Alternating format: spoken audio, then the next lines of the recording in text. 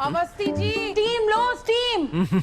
मेरे बिट्टू को कोई काढ़ा पिला दो। आजकल खांसी सुनते ही सब पीछे पड़ जाते हैं, पर ये खांसी के पीछे पड़ जाता है। झंडू आयुर्वेदिक कफ सिरप 10 में से 9 लोगों ने माना है कि ये तुरंत असर दिखाए।